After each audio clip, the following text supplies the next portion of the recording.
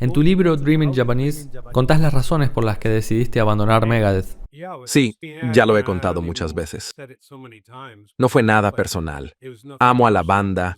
Teníamos una química increíble como amigos, como personas, como familia. Era genial. Pero empecé a aburrirme un poco del estilo musical y cada vez me interesaba más la música japonesa. Era algo muy emocionante para mí.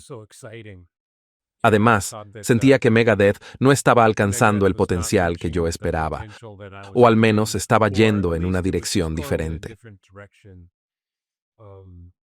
Así que empecé a meterme de lleno en la música japonesa. También tuviste un incidente de salud muy grave durante Megadeth, un ataque de pánico en una gira. No fue durante un show, fue durante una pausa entre las giras. Los conciertos ya habían terminado, yo estaba en mi casa, relajado, y de repente lo siguiente que supe fue que estaba en la sala de emergencias. Fue una locura. Al parecer, cuando estás en una banda y te divertís tanto, reprimís lo que realmente sentís y pensás. Probablemente, en el fondo, yo estaba pensando, quiero dejar la banda, pero amaba tanto a los demás miembros y lo que hacíamos, y hacíamos felices a muchos fans, que era muy difícil dejarlos. Pero sabía que quería irme. Entonces, por dentro, había una lucha interna de la que ni siquiera era consciente, o al menos eso me explicó un médico. Fue muy, muy aterrador. A veces, cuando estás en una banda, tenés que hacer concesiones y creo que estuve haciéndolo durante tanto tiempo que ya no quería tocar esa música más.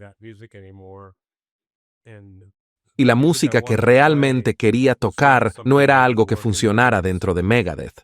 Haber integrado Megadeth fue algo muy bueno, porque había una química increíble. He tenido suerte en casi todas mis bandas. Cuando era chico, en la banda Deuce, teníamos una química fantástica entre todos. Yo, el cantante, el guitarrista rítmico y toda la banda.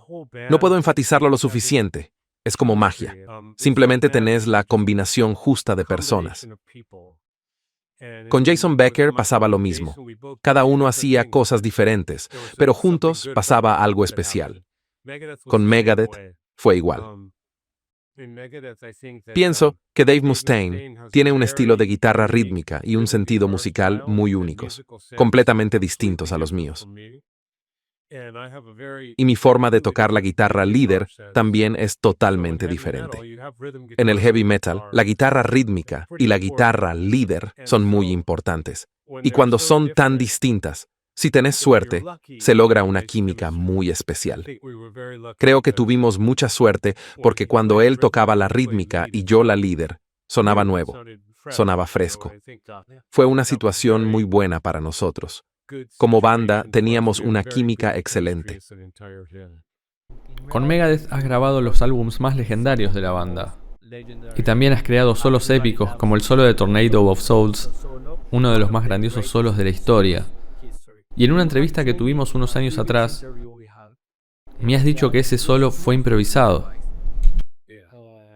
Sí, así trabajé la mayoría de mis solos, especialmente en esa época. Fue todo improvisado.